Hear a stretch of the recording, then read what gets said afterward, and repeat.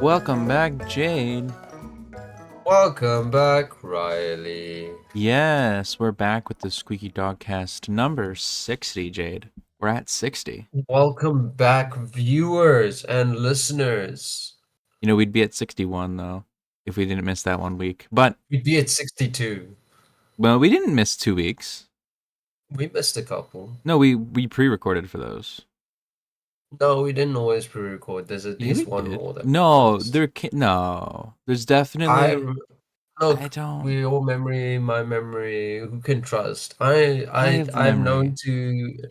I've been known to take substances that affect memory Yeah, at I times. have the memory we can trust because dogs are famous for their memory.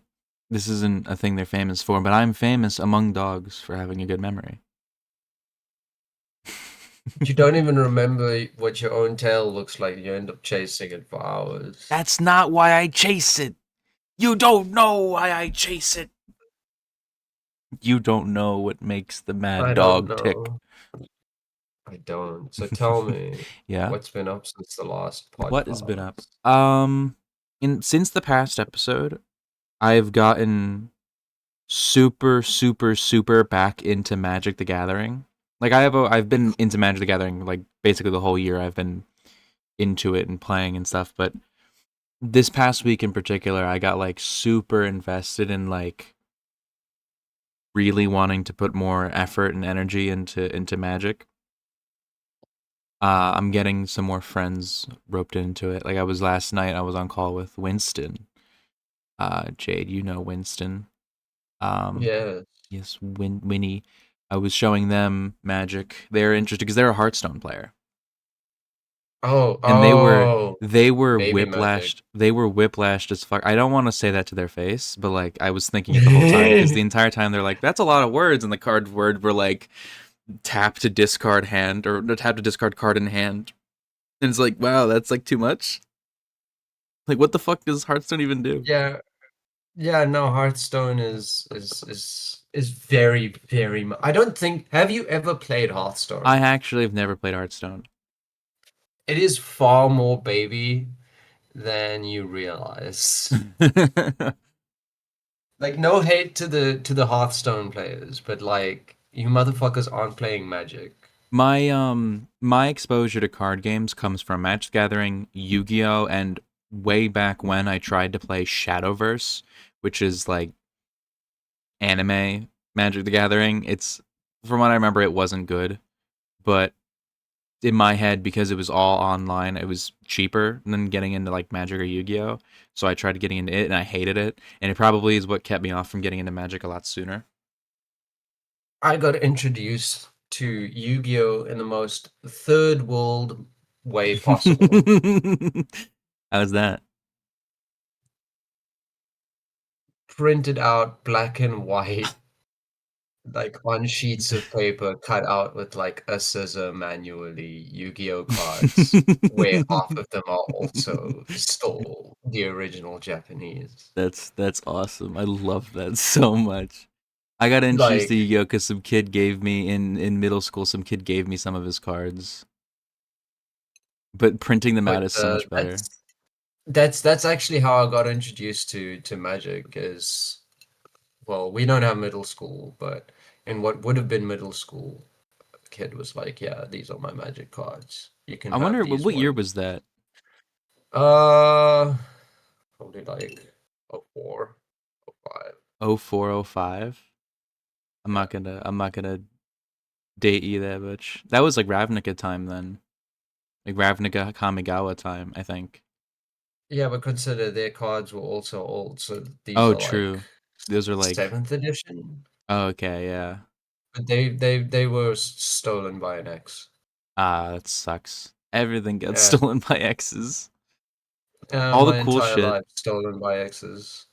I'll steal something My from you, don't worry. PlayStation, my car. Oh, it'll happen. It'll happen. No, it won't. It won't. I'll steal your eyeballs, Nothing left to steal. your organs, That's kidneys. true. No ex has ever stolen an actual organ. One threatened to. How have you been this past week? Honestly, it's been a rough week. I've had a bit of a medical flare up. Yeah. So I've been like as much as I've been wanting to stream, it's been kind of painful to be at my PC like for too long periods of time. Yeah, that sucks. Pain It does sucks. suck. But other than that, like I've been watching a lot of YouTube. I Yeah. guess, lying in bed and recovering when I'm not sleeping, I'm like You're vegging watching out on YouTube. I will YouTube. say, like, God, there is a game I want so fucking badly, and I would Ooh, yeah. be What game? like so happy to stream it, and it's too pricey for me, even if I had like a little bit of spare cash this month. What game is it? Bannerlord. Bannerlord. Ooh. Yeah, I really, because I played the original, like, not original, but like Mountain Blade Warband, Yeah. like the old, like, and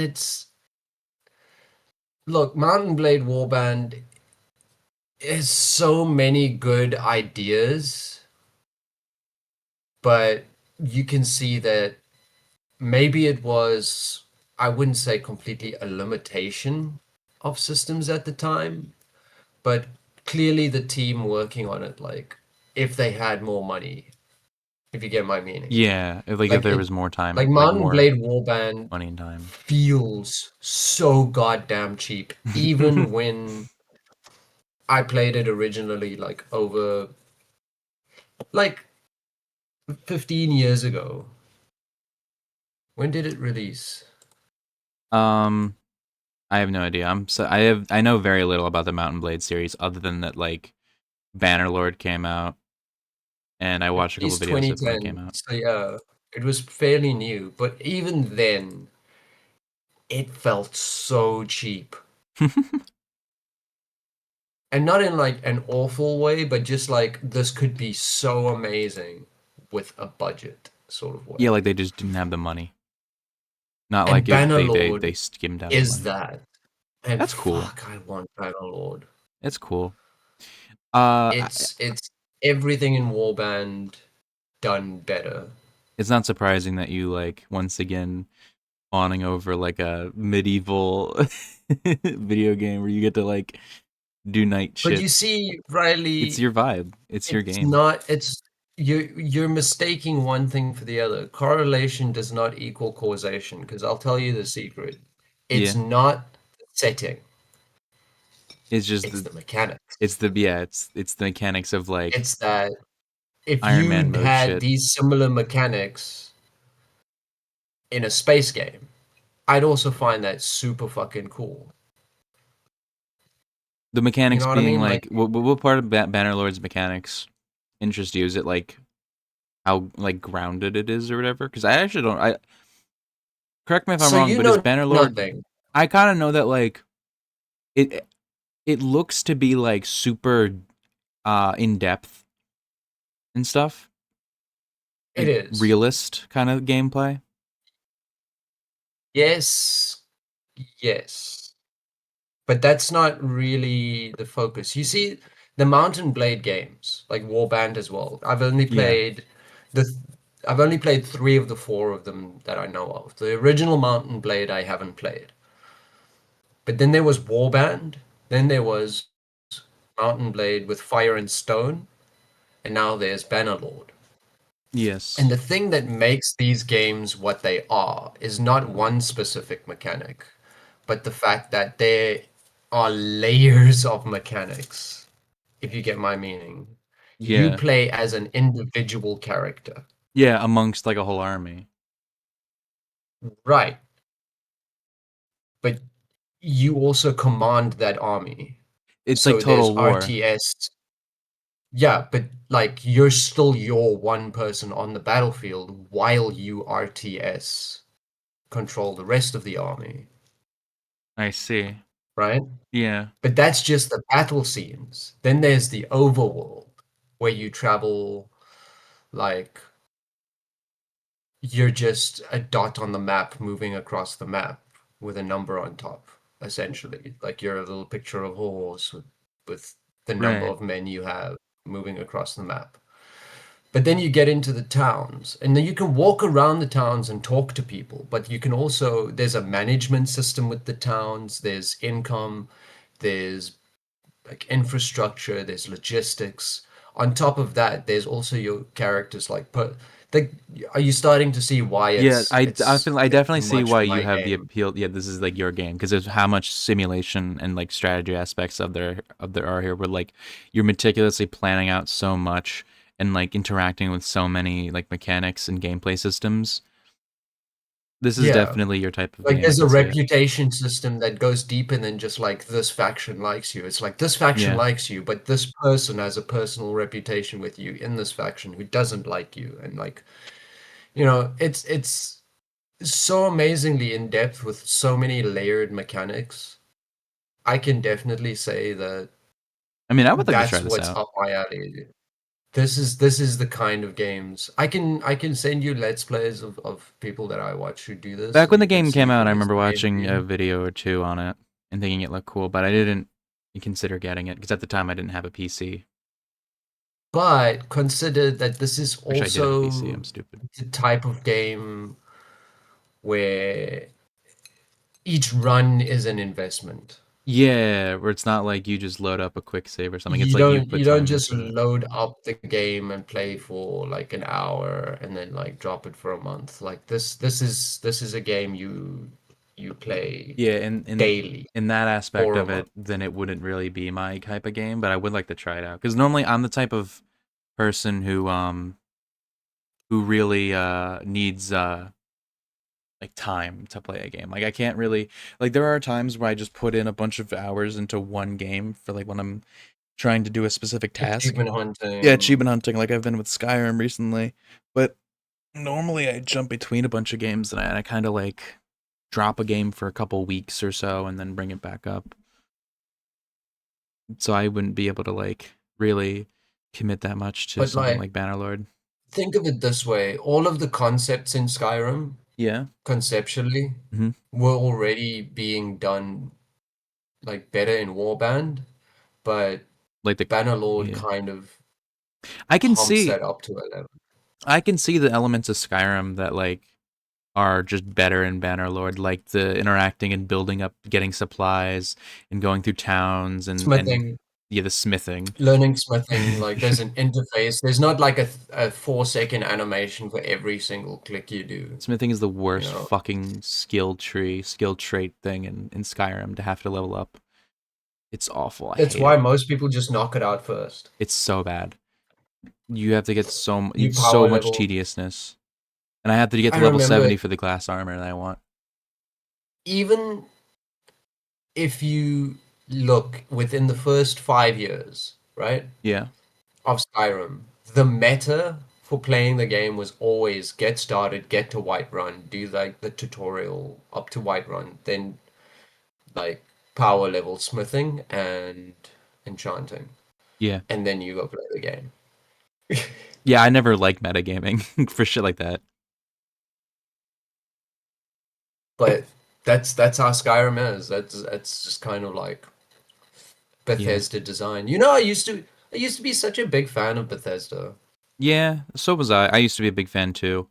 Back Like I back used before Fallout to I used 76. to yeah, like I don't know if you had this at any point in your gamer life, but when you have a studio where you're just like, this studio seems to be doing the things I like. I like this studio. These people seem legit. And I really thought that of Bethesda before I became more aware. I mean, that was also me Like with Bethesda. it's just I can go back now, and as much as I still have the nostalgia goggles for something like Oblivion, I can also see the glaring fucking Yeah. awful things, even for 2005. Yeah. I'm the exact same way with Bethesda. Like I was such a Fallout 4 defender and I still am. I still defend Fallout 4 for what it is. I don't think it's the best game ever, but I think it's like a good 7 out of 10 game, you know? I don't think Fallout 4 would have gotten as much hate If it wasn't Fallout. if they Yeah, if they didn't use the Fallout name. Keep everything exactly the same, but de-Fallout the aesthetics. Yeah. I don't think it's like a bad game. I think that it like has poor RPG mechanic implementation, and I think that it breaks away from the traditional tone of the series a lot. But even then, like I don't think it's like there's also some weird writing story things, but like gameplay wise, it's fine. It's a perfectly fine game. It has like some fun quests, some fun game design. Combat's fun, better than the previous Fallout games combat. Like But that's it's a the good thing, game. is It's a that good time. it steps away from what made Fallout, and it steps away from what made Bethesda for so long. Yeah. It's I stepping away actually from both aspects actually of after its putting history. in 50 hours into Skyrim over the past 2 weeks, I want to say I think Skyrim is worse for the Elder Scrolls than Fallout 4 is for Fallout. Because I think Skyrim actually is like even more railroaded than Fallout 4 is. Skyrim is everything people complain about for Fallout 4 is worse than Skyrim. And Skyrim only gets away with it because of how good the vibes are of the game. Like it just really pulled off an The atmosphere and environment. atmosphere. The The atmosphere and I environment will of Skyrim is say, great. I remember a friend of mine, he got these 5.1 surround sound headphone things, like Yeah. super Yeah. expensive, like high-end noise canceling super headphones. Yeah. And the one day he sat me in front of his PC, booted up Skyrim at the throat of the world and put the headphones on. Mm. The sound design is fucking Oh, yeah. fantastic. No. Skyrim is in my opinion Bethesda's most visually and like sound-wise musically beautiful game. Like it looks and sounds amazing. It's maybe not the most stylistic and impressive like in terms of like an art style you might like, but It's got the it's got as far as stylistic goes, yeah. it is the most bland Elder Scrolls game. Yeah, like Morrowind and Oblivion hit more of a unique style, but in terms of like the realistic kind of style, it's the most beautiful. Like it looks really good Yeah. and it But sounds I amazing. feel like the province of Skyrim as presented in the game is incredibly boring compared to the worlds that Cyrodiil they and created Morrowind. in Morrowind and Cyrodiil, Well, I think yeah. Morrowind really needed a remaster more than Oblivion did. I don't think Oblivion needed a remaster. Uh, I think they made it because it was easier to work on. there's actually something I don't know about the remaster that I am curious about. Yeah. Did they get more than like three people to I voice think they kept all the voice acting the 90,000 same. characters? I Oh think my all the voice God. acting is the They same. kept all the Oh my God, that's I mean, I how can you not? It's Oblivion. It's what it's known for.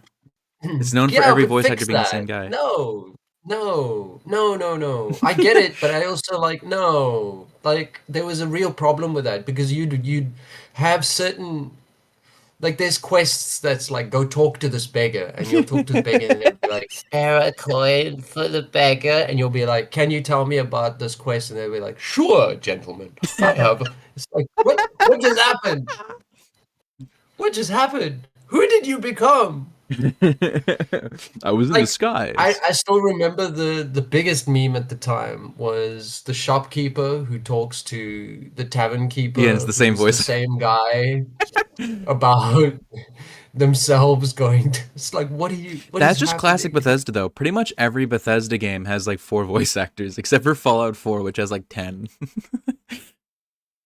But like you hear that shit. Skyrim had more Skyrim also has like 10 voice actors, though. Like I've been every Nord sounds the but same. but they do put the voices in the right place at Yeah, no, least yo, no. In like Fallout 3 and because you in don't get Skyrim, that jarring aspect of like in spare a Fallout 3 coin and for the Skyrim, they beggar at least make it so that every location they don't really double up on the voice actors unless it's a super big location. But in like Oblivion, it's literally like yeah, it's literally like every guy on the street has the same voice actor.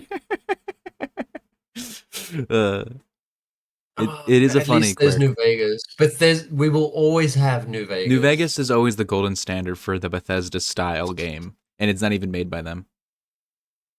Yeah, that's the thing is like Bethesda didn't make the best Bethesda game. They just handed over their engine, their assets, and the IP that they bought from somebody else. So not even their own IP. Yeah, It's shocking to me that Elder Scrolls is an original IP from Bethesda. because of how successful it is. It's their Because of only how original in IP. depth it is.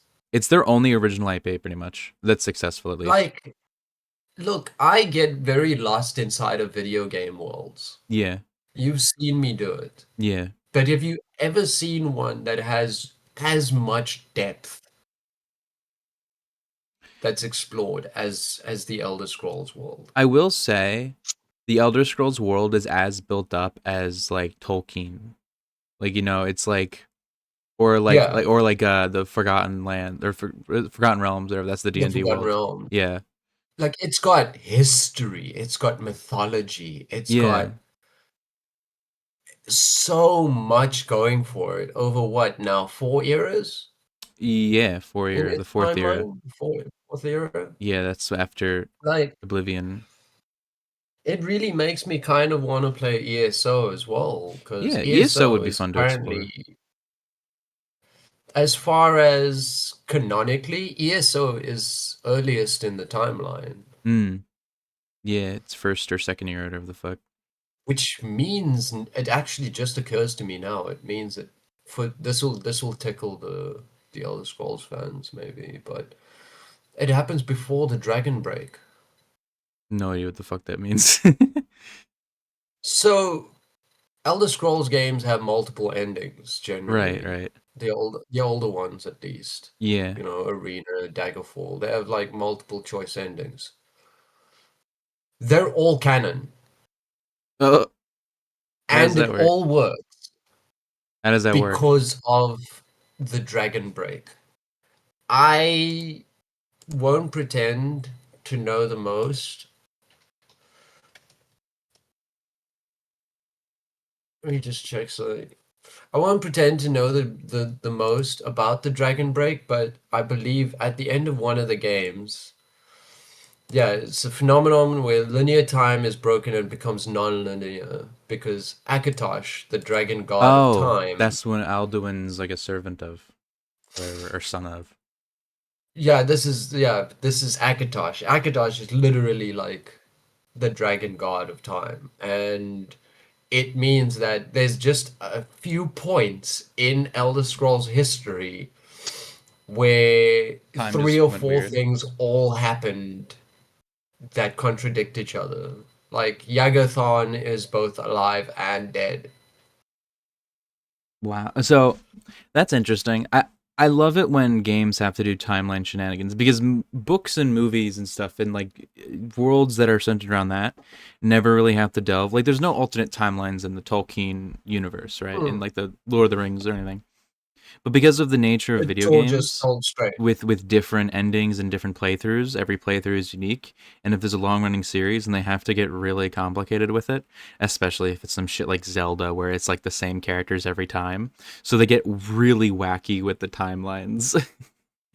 And Yeah. I think just having it be like, all right, so for like these 20 years, it just got really fucking weird, and nobody knows really like how it works. But we know that like there was three different universes that existed at the same time. Like it's like okay. But I love the fact that Elder Scrolls goes out of its way to have an in-universe explanation. Yeah, that's interesting. Yeah, Whereas yeah, I don't feel like it's common for properties to do that.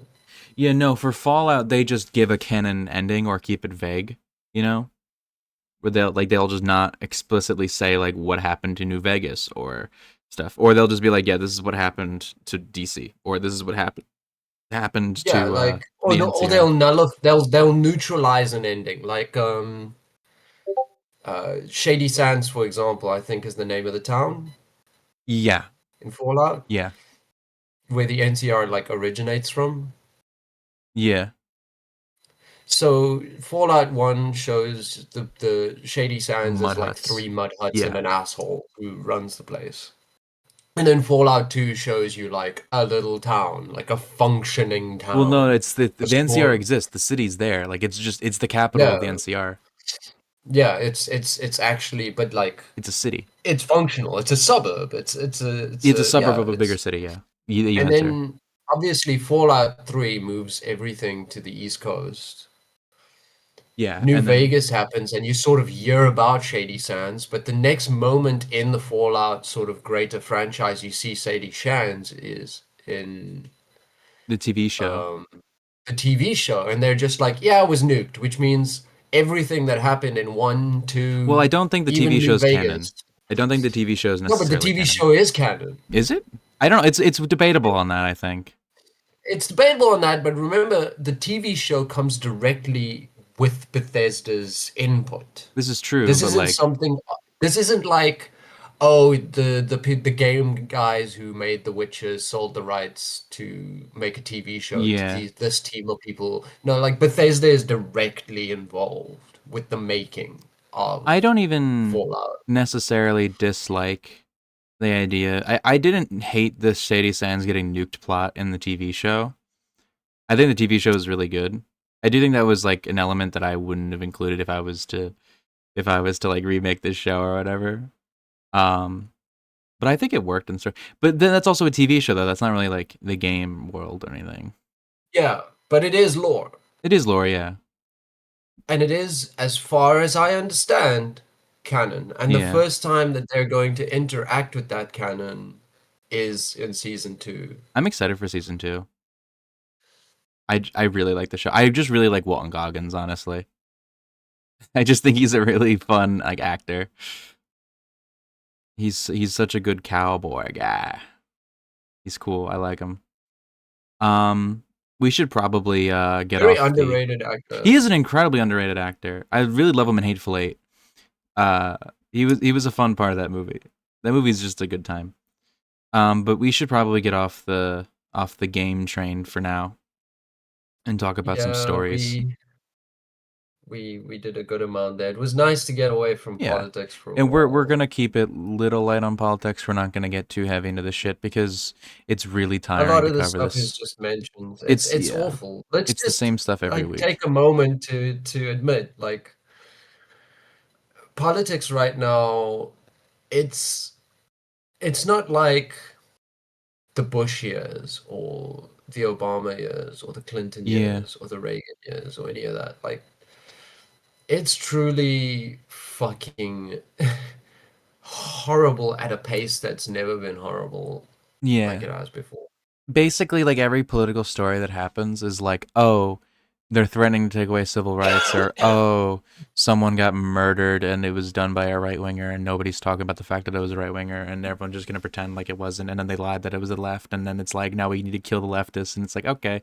Or it'll be like Trump fucking is crashing the economy anymore. Three We never school talk about the shootings we never talk in about the two economy. days. Yeah, we never talk about the economy on this podcast. But like the American economy is like on the verge of collapse. The second the AI bubble pops, the entire world is going to be plunged into economic ruin as the American economy just fucking nosedives. But like it's just really hard to uh to cover all of it. So we try not to, if there's nothing to really like say that we don't like, if there if us covering it will just be us saying the events without providing any opinion or insight, then we don't cover it. Which is also why we don't cover the economy, because I'm not an I will let economist. people know into my line of thinking a little bit, but when Yeah. I think of like what stories I do want to cover and do want to touch on from my side, Hmm. because this is collaborative. This is Yes. we each bring a side and then sort of go with it. Yeah. But my line of thinking is just generally like, do I have something to say about what this means? Yeah. Because this isn't a news show. This isn't here for me to tell you, like, for example, oh, first thing that we were gonna mention, Hamas and Israel. Israel Yeah. ceasefire. Like, there's a lot to deep dive into on what this all means and all the different Yeah. facets You of could it. have like a And 4 hour discussion on you this topic. you could talk about the the ethics, the history, the morality of like what has been happening, what will Yeah. happen due to things like this, like what it means for greater society, what it means for like what we accept as culture as a humanity. Like there's a lot to dive into, and that's the sort of perspective I come from. Yeah. And like this podcast, when we first started this, we mostly talked about like gaming and nerd stuff, and I really wish we can go back to that, but I feel like we've dug ourselves into a hole of talking about politics every week, and I really want to cut back on it and talk about more chill things every now and You know then. what it is? I Yeah. actually know what it is What because is I've it? seen it happen. You see, I've been a content consumer, like an online, like you know those people who they talk about being terminally online? Yeah, you are one of them. Well, I somehow am terminally online and I'm not a racist, like homophobic bigot, and Real. I'm also not a furry. Like That's let's the real magic. You didn't become so a yeah, furry like I'm terminally online and I'm not like either a furry or a Nazi. Like or both. I'm just me. And when Trump first came into office, 2016, right? I would even go back as far as like 2015, the run up to the election and all, and the election itself. Yeah, well, the election was 2016. A lot of content creators online that did news-ish stuff. Because remember, uh, YouTube was very different in like Yeah, 2013, the news 2012, on 2011. 23rd news was like Keemstar and scarce. Like Shane Dawson did a weird thing. Like, did you see the new content cop? Like, this was wild times. Yeah, And like Philip DeFranco existed back then, and he covered mainly like internet I think drama. at one point on his show he used to have like a hottie of the day. He Can you did. imagine? He did. Can you imagine? I've actually seen him talk about it. He says he looks back and he's fucking horrified at what kind God, of old person he YouTube, was when he started. 2010s. That's a whole nother discussion. 2010s YouTube, like early 2010s, the first half I'm of the talking about decade. late 2000s. It's the same like time period, yeah, because it like molds into it. That whole time period is insane. Like every thumbnail having like tits on it because it was all about the clicks rates and stuff. Yep. Like people used to figure out at what second Yeah, YouTube they did would auto thumbnail. extract the thumbnail and they would enter in like a one frame boob picture. So you don't see it in the video It's because so it's one good. fucking frame, It's but so YouTube good. they fix it. It's so funny. Every Smosh But yeah, video had like that. what happened was, right? And it's happening again, is Trump won the presidency and suddenly everything became Trumpified. Yeah, because It didn't matter he's if you so released big. an album. There was a MAGA take on the album. Everything MAGA did from day one was put out there. And They're a that's kind cultural of movement that's loud that's online why they're so about successful. everything. Because they never shut Yeah, the fuck up and they insert themselves into literally everything. yeah. And they They always think have a that grievance. they are the arbiters of other people's culture, and Yeah. like, no, that's not how it works. But that's what happened, and that's what's happened with the show. Because remember when we started, Trump He wasn't was a possibility, yeah. but it hadn't happened yet. When we started this show, it was just after he got shot. Like that's like putting into Just perspective before. then. Or was it just before? We at the time that we started this podcast, we didn't think Trump was going to get elected because it was just after he picked JD Vance. It was just after I Biden think dropped out didn't we or around the start? time. We started in August. Yeah, I mean, I think Kamala had like just started out. Yeah. We were talking about how good it was that they were calling Republicans weird, and then they stopped Yeah, and doing they stopped that. doing that. Yeah. You can look at Like our coverage in the real time and first see the death of the effective thing campaign. that hit the Republicans and the MAGA party, and they immediately stopped doing it the second they stopped. They stopped. I don't know. They're such an awful party. Oh my god. But I want to bring this podcast back down to talking about nerd shit and talking about things that we do and have fun with and stuff. Because like, We're gonna have to wait 4 years. I'm yeah, telling you, that's what happened. that's That's what's what gonna happened. happen. Trump Yeah, Trump in the first 4 years, because after that, right? yeah, I think it was at the end of Trump's first term where there 2020. was actually a sentiment amongst like writers and comedians and people like when I talk about writers, I'm talking about writers for like the late SNL. night shows and SNL and stuff. They all were like, we're so glad personally that he's not running the country anymore. However, our jobs have just been made 10 times harder Yeah, because he's because not in he's office. not he's you can't make as many easy Because the jokes about jokes Biden. write Yeah. themselves. You basically just repeat what Donald Trump says, not as Donald Trump, and everybody's like, holy shit, what the fuck is happening? Yeah. I think He's just impervious. just talking about like wanting to bring it down. We're not going to talk about the Israel Gaza thing because I'll just tell you this much: that ceasefire is going to get broken in a week. I don't bother talking about it because by the time this episode goes up tomorrow, it's Do already you going to want be to know? broken. You want to know my take? My take is Yeah. actually kind of like maybe a little rough. Yeah. If you want to edit around it, here's the point. I don't know how they can do a ceasefire because, like, as far as I understand, Israel does all of the bombing and all of the shooting, Yes. and I don't hear a single story of what Hamas actually does other Yeah, than that's like literally how it is.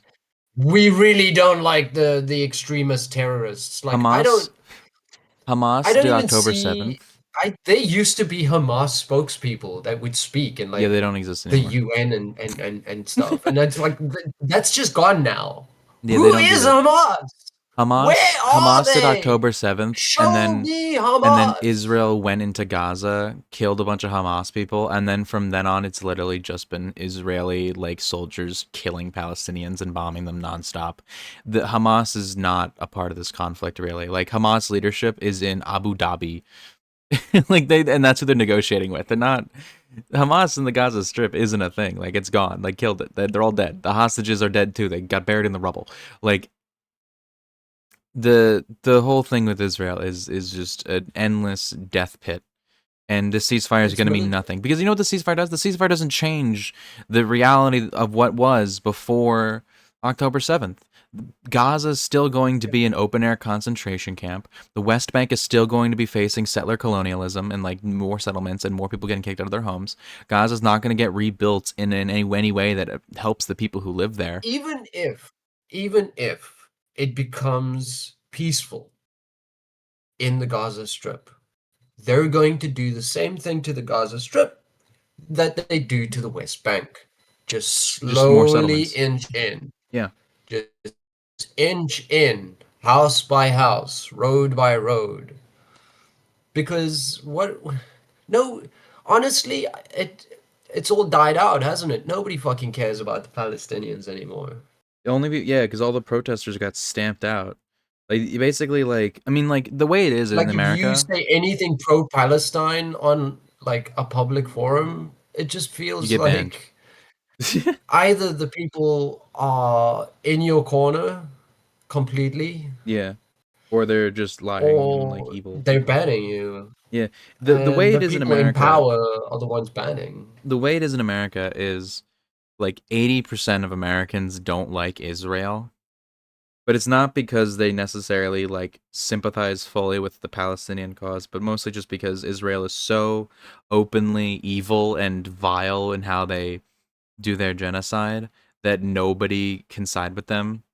And the only people who care about Israel nowadays are people who are lying maliciously in order to further a right wing agenda, or they're Zionist and don't believe like Muslims are human. Um, and the Zionists who do that aren't Jewish, by the way; they're Christians. They're You know what Christian. occurs? Doesn't it seem funny to you? And you can tell me if you don't agree with the statement here, but Christianity and Islam have more in common than Judaism and Christianity. Incorrect. The first Testament is the Jewish Bible. It's the Torah. Yes. Do you know what Islam believes? They believe in the Bible, or whatever the fuck, I don't know. They believe in Jesus. They Yeah, believe Jesus was one of the Messiah, was one of the prophets.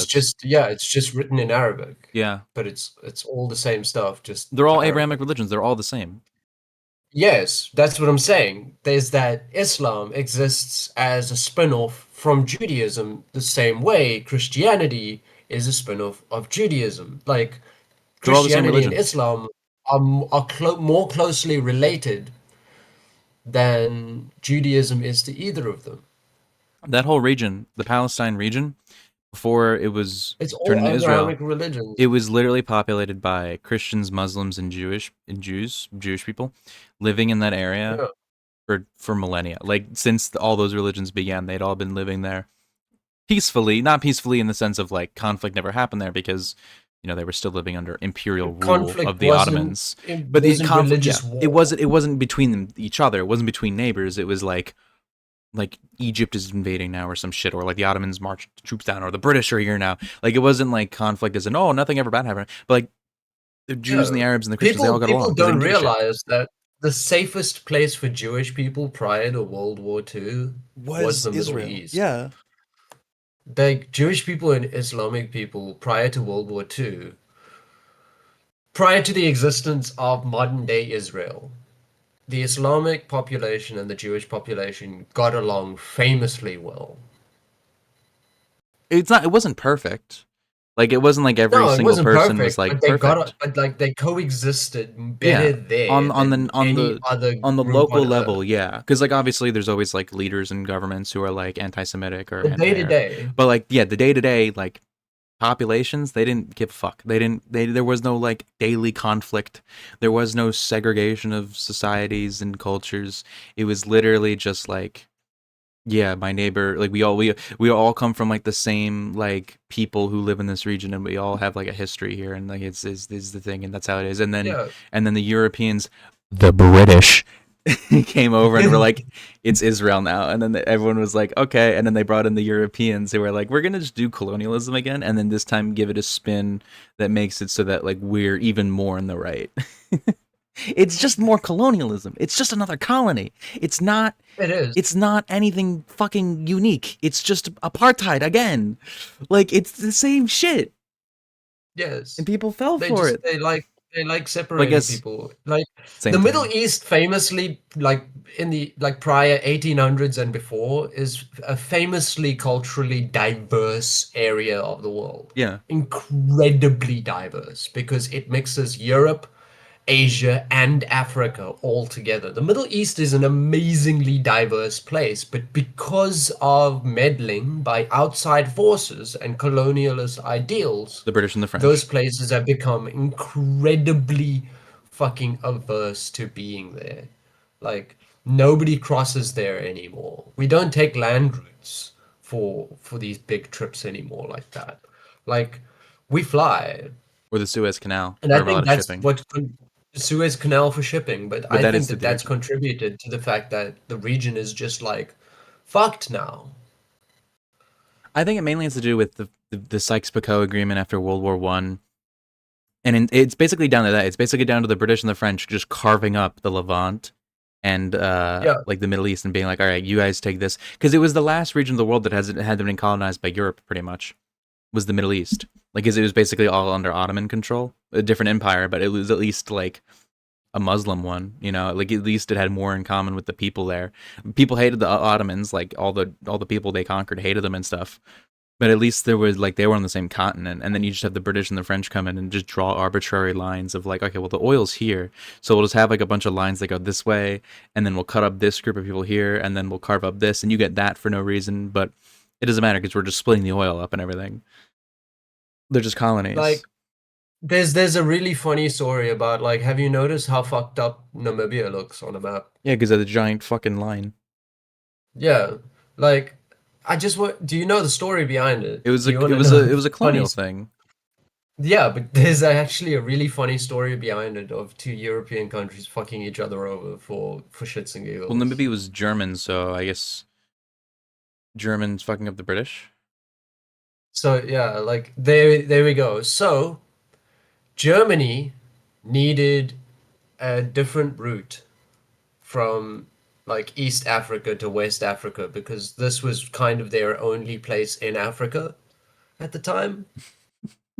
Mm. So the idea is that the Germans thought that there was a river that they could traverse from that point to East Africa, which would allow their ships to pass through. They didn't know that that river didn't exist.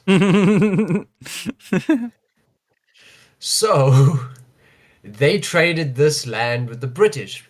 But here's the thing, the British knew why they wanted the land. This incredibly difficult to traverse, incredibly like harrowing piece of shit land that ends up there. The British knew it didn't fucking lead anywhere, so they purposely traded it to the Germans That's pretty funny. Just to fuck them over. for like just to fuck them over, just to be like, got you, Yeah, fuck off, boy, got loser. you, You got. boy, You got damn you. kraut. You got. So like, That is funny. Namibia, a country existing to fucking get dunked on. uh, I don't know. Look, I have the worst political take on Namibia, and and it's because of apathy. Because I've realized recently my political take on Namibia. If I your were an neighbor to the north. American, yeah, if I were an American and I had said something about a country in a similar situation to Namibia, I'd be called fucking treasonous. Well, what is your opinion on Because Namibia? why does it exist as a country? Why? Why? Why does it exist? Why? There's so many Why is countries you can Namibia? say about that. Just why did South Africa like just But then you can see why that opinion starts getting like problematic Because then you're just because like there's a war attached to Lebensraum. that. Yeah, There's a war attached to that. People like fought and died you over heard that it here shit. Like I first. knew You heard it so here many. first. Jade wants to re-invade Namibia. The second Bush War, Oh or my whatever the God, fuck if it's that called. becomes the title. Jade is gonna be on the front line, leading the troops into the sand dunes No, this is modern warfare. I'm till gonna you sit fly over behind the a sand desk dunes. while I get like qualified people to shoot the guns. Yeah, and then you'd lose. The breezes of the desert winds would just blow the. Namibia is like I gonna Russia, lead? I where it's can like the barely string winter, the together weather. like three fucking sentences. How am I gonna like lead a charge against anything? Exactly. It's That's just all Namibia remember. wins. They put a lion and they put a sheep in charge of sheep. Technically, Namibia did win Yeah, already. they Smarter won. people than me have lost this war. When I picture Namibia, I actually picture no people. I just picture like a couple like blades of grass coming out of a sand dune or something, and then just like the wind blowing and the entire South African army just exploding. Look, the South African army isn't the worst army in the world. It's not even the best army in Africa. Um, Egypt. I mean, it's accurate. It's not even the best army in southern, like half of Yeah, Africa. Namibia. I don't think Namibia has like a Namibia big probably has like like eight scary army, people on but an I army. do think that like Botswana has a bigger economy. Yeah, Botswana Botswana's probably economy does. is better than South Africa, so I probably think that They have a like better equipped army, probably. they probably have a better equipped and trained army. But South South Africa definitely has Africa, like more. our army is a joke to our own people. I wish I lived in a country where the army wasn't fucking respected. Like, look, they're individually respected, Yeah, but like but on a whole, they're not but like a as an demographic you play to. organization, it's like God, the South African army. Like you don't see That's politicians go like, "We need to respect the South African army." Ever, I can't. I tried to do Afrikaans voice there. That was so bad. you can't look.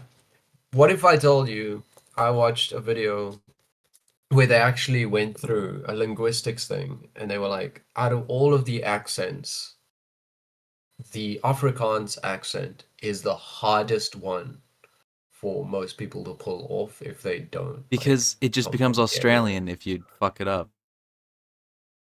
That's the thing. It doesn't even become That's Australian. how it It's is for me. something completely so averse. I don't know. Like because I don't know. There was an article or something I read where an American was wrote this article about how Leonardo DiCaprio did such a good South African accent in Blood No. Diamond, or such a good Afrikaans accent, and I'm just like, No. every single person I know was laughing the entire time he was fucking speaking uh, because they can't take how bad it was. Like, and it's so look, funny. It, ugh, it's funny because like you see English actors and Australian actors flawlessly do American accents all the time. yeah. Then Americans can't do other countries' accents. No, I've seen like, look, Americans actually are shockingly good at doing British. Whenever I feel like it's different though. Whenever I see a British American person do a British accent, people like give them shit. But like a British person pretends to be American, and everyone's like, "Oh, Andrew Lincoln, we love you," or I don't something. You know. know? Look, if you're talking like 90s, 2000s, maybe even like early 2010s, yeah, sure. But I'm talking about like in the modern day, Americans are nailing the British thing. I have too much like cringe associated with trying to do a British accent in the past that I would not attempt one on the podcast. Because that's the problem, is that the British accent doesn't exist. It's cringe. It's fake. It's like, is it the East London accent, the South London accent? Is it the Yorkshire accent? Is it I the, like doing the you know football what I mean? hooligan Like, one, mate. I like that's doing the the, fucking come on England, yeah, fucking let's go. it's kind of like that's the issue though, right? Is like if you try to do a British accent, then you are going to fail because you got to They think about where you touristized. are. They fucking tourist trap their damn fucking accent. Yeah, their accents are all very like culturally linked. And when I say culturally linked, like they have a different culture in Liverpool than Manchester, and you can Liverpool, hear it. Liverpool's the one that sounds like this, right? Is that Liverpool? What's the one that Liverpool. sounds like this? I don't I don't know. remember. I look, I'm not going to purport to be an expert, but I can I understand what they're tried. saying. I can't understand what anyone from the north sounds like, and I have You should hear friends the from the Welsh north. speak. Have you Or ever? like, I can understand the Welsh more than the fucking Scots. okay, but the Scots, remember the Scots have Scandinavian influence, especially if they're from like East Scotland. Like We're gonna they go down a got dangerous road where I Swedish. start making fun of people if we continue down the road of accents.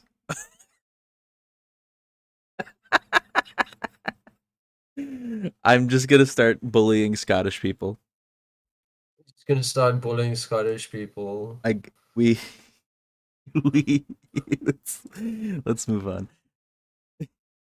before I say Wait, evil thing. wait, I'm looking. What are you looking at? Yeah, I'm talking about like Aberdeen, Angus, Aberdeen, like, Aberdeen. Yeah, I or know. like the Yeah. Scottish Oh, I would Highlands. love to visit Scotland.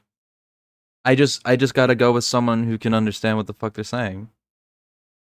Well, I can tell you, yes, I do understand them, but I will be honest, I would prefer to go to Ireland. Ireland, the Irish accent I can understand. Even the ones who are like really crazy fucking like goat farmers in the hills. I see videos of them. I can understand what they're saying. Like Like not very I well, but I can I get it. but you see like I want to go like into deep Ireland. I want to go into like old Like fucking old fucking Celtic druid shit that they have around. I don't know. They probably got some stuff over there. That's like yeah, like I want to go into like the parts of Ireland where, you know, you stay there for 10 years and then you find out like half the town is actually secretly in a cult okay. So and does like, you want to go to a fucking fantasy yeah. forest. I could no, look, it's because like out of all the different lineages of my life, like it's the Scottish side that I guess I gravitated towards. My family Oddly lineage is enough, pretty like this much like just Italian and Irish, mostly Italian. So I basically only got the Italianness to grab to, and I don't even give a fuck that much about it, like the actual Italian part. Because you know what, a lot of like, there's a whole side of the family that's gone like way more towards sort of like the Portuguese side. Yeah. It's very weird. Yeah. I prefer the Irish. The Irish. The Irish and their Emerald Isles, the Emerald Hills of Ireland. Oh, what a beauty they are. What a beauty. So there's that Irish actor. Cillian Murphy, No, the Irish Robert actor. Sheehan. Robert Sheehan. Yeah, this person. You've talked about him, I think. Yeah, Oop. he's funny as fuck. Funny as fuck. All right, let's talk about some of the others. We only had 2 stories that we wanted to talk about other than the Israel one. There's a And son. we're basically we're going to do the first one that's shorter first, but we're just going to basically just be clowning on people for this one. Katie Porter. This is the only politics one we're covering because it's funny.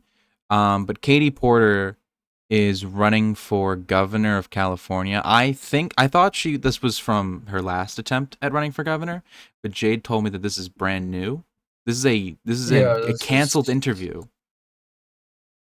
She actually she in the clip she talks about like ending the interview and not answering any more questions, but she actually does sit there and like answer the rest. Like Really? Oh, I thought she like got up and left. I don't know what that looks like. I didn't see that Yeah, part, no, I only but saw I this part. do imagine in my mind that It it was was so like hostile. really awkward. Because this was immediate into the interview. Okay, so immediately into the interview, she just decides to have a fucking like a shit fit. I don't know. It's really weird, but we'll check it out here. We've also asked the other candidates, do you think you need any of those 40% of California voters to win? And you're saying, no, you don't. No, I'm saying I'm going to try to win every vote I can. And what I'm saying to you is that. Well, to those voters, okay, so you. I don't want to keep doing this. I'm going to call it. Okay. Thank you. Oh, they actually cut out most of it. Nope, not like this. I'm not. Not with 7 follow-ups to every single question you ask. They cut out the lead up to this, but I'll explain in a second. I don't care. I want to have a pleasant, positive conversation in which you ask me about every issue on this list. And if every question you're going to make up a follow-up question, then we're never going to get there. Ms. And Porter, we're just going to circle around. I am an investigative I have never had to do this before. Her face as she talks to her is so good. This is such a good okay, but every other candidate has done this. What part of I'm me? I'm running for governor because I'm a leader. So I am going to make. So you're not going to answer questions I from do reporters? that look Okay, though. why don't we I go know. through? She's like a I will child. continue Katie to Porter's ask literally follow-up like a questions child. because that's my job as a journalist. But I No, will but go like through and the ask the these, look and the if you journalist don't want to had. answer, you Yeah, don't it want was to so answer. good. So When she merely- said the words I ran for governor because I'm a leader, Yeah. and the look the journalist had in that moment. candidate has done this. What part of I'm me? I'm running for governor because I'm a leader. So I am going to Yeah. make. Like, think about that look, that little head nod, that little like, Mm-hmm. okay, Mm-hmm. okay, That smirk. Oh, I love sure, this lady. What's her name? sure. Oh She's man. such like, Good job for her. we She did need really people good. like this to interview Trump, right? She Like, did we really need good. her to interview Trump. Like, just him sitting there saying, but the pictures were real. The No, pictures, I'd prefer like, if she interviewed someone like Schumer. Because we know Trump is a fucking Schumer. liar. But Schumer getting like put up with this type of like, right, all right, Schumer. Oh, Okay, Schumer. Gotcha. who's that? Jeffries? Lutnick. Oh, Howard Lutnick? Oh, one of my favorite clowns. Have you seen his recent thing? No. Let's not get too distracted off of this because He I do want to comment on the thing. But what well, did he do just recently? mention he in an interview he spoke about how for like 10 years he was Jeffrey Epstein's neighbor. That's literally like fucking. I could see Russia from And my like house. Jeffrey Shit. Epstein. No, but like apparently they even shared a wall. Oh my Like their god. houses were connected, and like That's he literally talks like about the time Epstein Howard. invited him Stop. over, Howard. and he's like, Stop. I immediately got the vibes that he was a perv, and we had to like leave immediately, and we never interacted. And I'm actually so the peop- anti-Epstein the that I figured it interviewer, out immediately. the interviewer asked him like all these other people, how do you think they didn't catch the vibes? Like you say you met him this once and you immediately knew. Why didn't the other people say anything or do anything? And it's like, well, they participated. He's like, what, Lutnick, what are you doing? Howard Lutnick is literally one of the funniest Madman. fucking idiots in the administration, because he's just like, because Scott Bassett gets all the attention for the economy stuff. So whenever Lutnick comes in, he's got like his fucking collar all tight up and stuff. He's like, I'm also relevant. I'm important. Pay attention to me too. He's like, I was So that neighbors with actually Jeffrey came Epstein. up with Pam Bondi in Congress. The Epstein thing. No, the Lutnick interview alongside the Epstein thing, where she was asked like, "Has the FBI interviewed Howard Lutnick?" And she's like, "If Kash Patel and the FBI, if Lutnick wants to Yeah, speak to the FBI, then he can he go ahead. Yeah, can, it's so but funny. we haven't spoken to him. Like, I just I'm not figured even it out gonna say instantly, we guys. I haven't don't know, spoken guys. to I just him." kind of figured it out instantly. What a fucking idiot. The Katie Porter thing, though. The Katie Porter. It's really funny how quickly she folds. The reason why she folded is because the reporter asked her, like, how do you plan on winning over possible Republican voters or something along those lines? Or it's like, Like the what is people your who message? voted for Trump. Yeah, what is your message for the people who voted for Trump? Right? And she's That like, was I the don't need, question. That was exactly it. yeah. She's like, I don't need them. I can win the vote without them. And then it was like, okay, well then, like, they elaborated on it a bit more, and she just asked another follow-up question to it. And then Katie Porter was like, I don't need to be questioned on this. Why are you asking about this? I already gave my answer. All the journalist did was point out that 40% of the vote went to Trump in Yeah. that, like, Yeah. in the state. And that means that she's essentially saying fuck 40% of the vote, and she's Yeah. confident enough. Like, Which, like, I think that a version is of she that. really thinking, like the journalist was just asking the real question of, do you really think that you have like enough of that 60% to win this election? I think that, like, a version of what she said about, like, I don't need those Trump voters is true, where it's like, if they voted for Trump and still support him, then they're not going to vote for me no matter what I do. So I'm going to vote. I'm going to act as governor in their interest, but if they're not on the train, then I can't, like, something more like politically. That's bad. Something more politically, but no, there's a better way to. There's a better way. I feel like there's a good way to message that. Better way. What is the better way? I think there's a better way, and that is not to dismiss. Because remember, as a politician, even if the people disagree with you, it's kind of your day job to convince people to vote for you. Yeah. Like, if you are essentially saying, well, I give up on X group of people, it's like, who's to say they can't give up on another group of people? Like, that's kind of my point. Yeah, I see what you mean. I don't care. You can say that you support and will represent all people, even if they didn't vote for you. Look, that's a nice sentiment and all. But if you don't even care what we have to say, like, it doesn't matter if you say you represent us. Like, you're not listening. Yeah. So that means that no, you don't. That's the better politics. You don't turn down the opportunity to say something to the people who you are going to basically lead.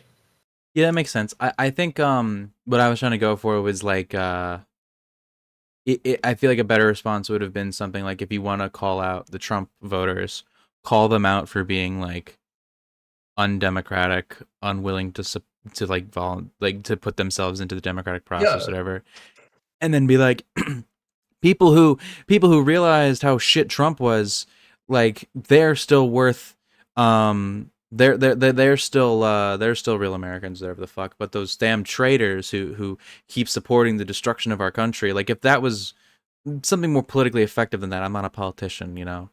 I feel like something more politically effective rhetoric on that line of like, fuck the Trump loyalists would be better than just going, I don't need 40% of the state. She is like, I'm not a politician, and I would have handled that better than her. And she's like she's a representative. She said she represented Orange County. I think that means that she was a House rep. I don't really remember her background that much, other than that she ran for governor in the last governor election, the gubernatorial election for California. Let me just do a quick search of her real quick. What was her thing? Wait, what? Katie Porter. I put that in Katie Powell because I was thinking of Katie I was thinking of someone else. Katie Porter. She is a former U.S. representative from California. She served 2019 to 2025. She represented what district? It was District 45 during the first couple of years, and then she got redistricted to District 47. 45 was Orange County, I believe, and then 47 is the south coast, south of Long Beach. So yeah, she's like in the suburb areas. Described it as a purple district. Yeah, suburbs. It was the suburbs. Which essentially means that it could go either blue or red. Yeah. Yeah, and suburbs are typically the most purple districts because suburbs are full of middle-class voters, and they tend to be Democrats and Republicans mixed together. Like, rural side is mostly red, very urban areas is mostly blue, and then your suburbs are the purple areas.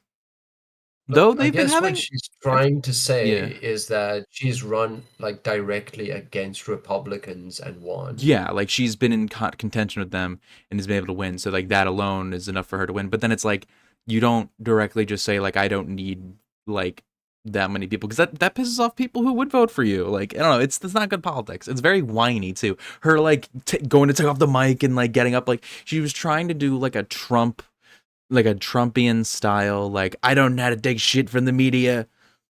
But one, Trump gets away with it because he's an old man, and and white guy with money. And two, Trump gets away with it because he has a supporter base that is full of cultish fanatics who believe that anyone who criticizes Trump is like a deep state agent sent out to kill him. So like, Katie. Forgive me if I'm wrong, but Katie Porter doesn't have that following. She just got clowned on. It's just such a dumb interview. Very childish. It's unfortunate, and like, look, I do get the people who defending her and saying like, you know, everybody has a bad day. You don't have a bad day as a politician. True, you're not allowed to have that. You give that up when you become a politician. I don't know, you're still a human being, but like your bad days shouldn't look like this. Like an interview like this at a time like this, and like as a politician, your job is to be there when the chips are down, and like you have a bad day as a politician, cancel the interview or fucking suck it up for the interview. Like yeah, suck it the fuck up is actually the thing of like that's your job. That is your day job. Your career. You are going to be the governor of the most important state in the country. If you plan on winning it, you better fucking make it through a single CBS interview while getting asked a follow-up question on a statement that is already kind of stupid. That is the dumbest that other politicians have successfully that was asked to everybody. It was asked to every candidate. And she's just like, I can't do it. I fold. Like she ruined her chances at the election like instantly. Instantly lost it all.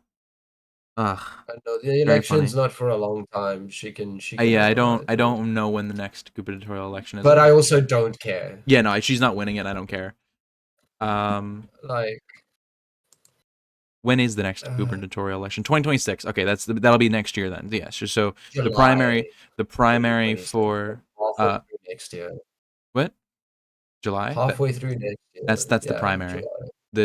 They always do general elections. They always do the elections in November, and primaries are normally in the summer. So yeah, like end of next. Like this is so like nothing right now. It's gonna have so many other things happen.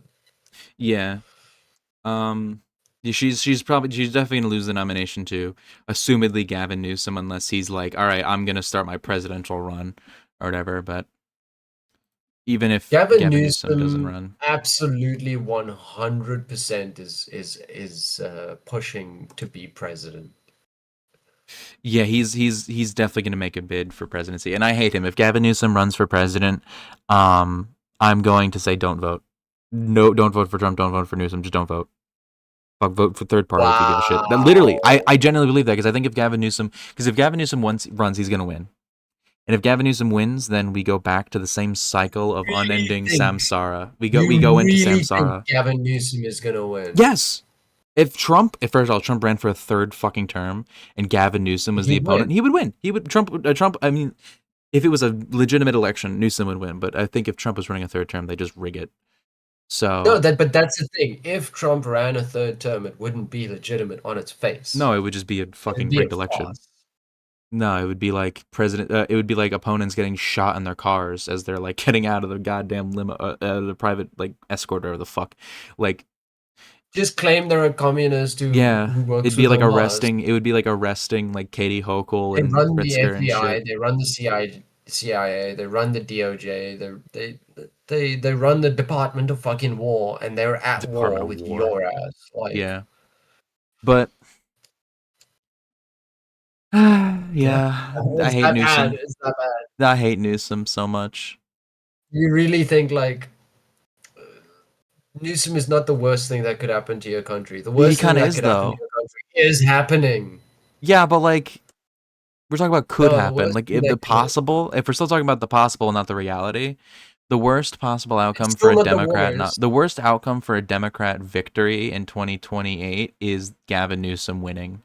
He's the worst outcome of a person winning. Because if like Kamala runs again and she somehow wins, whatever, we just have another 4 years of a Biden-style presidency. But if fucking Gavin Newsom wins, like it'll basically be like the Democratic Party is forever cucked in its like ineffectual. Because Gavin Newsom is a psychopath who does not differ meaningfully from the Republicans at all. I don't think that if Kamala wins the next general election, that it'll be another 4 years of Biden style. It might be worse than Biden. I don't know if it'll be better or worse. That's not what I'm here to measure. But I know that it will very likely be very different. It'll be different in the political climate of the country, but in terms of her policy, like it'll be the same as Biden. Like she does not differ from because Biden was just like the party policy of the Democrats. Like he didn't differentiate himself from Democratic policy, and she doesn't either. So it would just be another Democratic presidency like Biden was. The thing is that her winning would change things. Because right now, she is still kind of under the party. But like, remember, once you hit that seat, once you sit in the Oval Office, once that's your office, what you say swings. Like, I think you're putting way too much faith in Kamala Harris.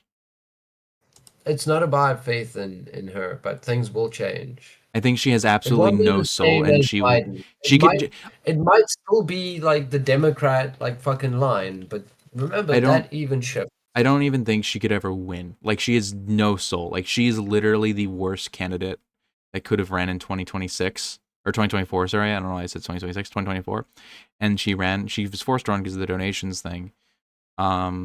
She was an awful candidate. She'll never win. She could never win. And if she won the presidency, it would literally be like nothing. It would be a nothing presidency. She'd be the first woman. She would be the first woman. That would be such a sad person to win that accomplishment. Let's talk about Hasan. Woof. Woof woof. I saw the clip. It's dumb. So Hasan is in hot water at the moment because of this clip that it's from live stream fails here. This clip went viral where he was on stream and his dog got off. We'll just play the clip, but his dog. Pay attention to the dog. It is emblematic of all of America's content warning, trigger warning, possible animal abuse type of imagery.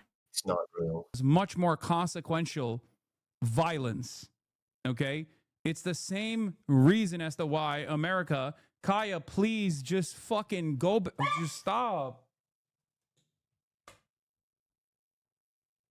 Jesus Christ. What are you doing? You're being such a baby.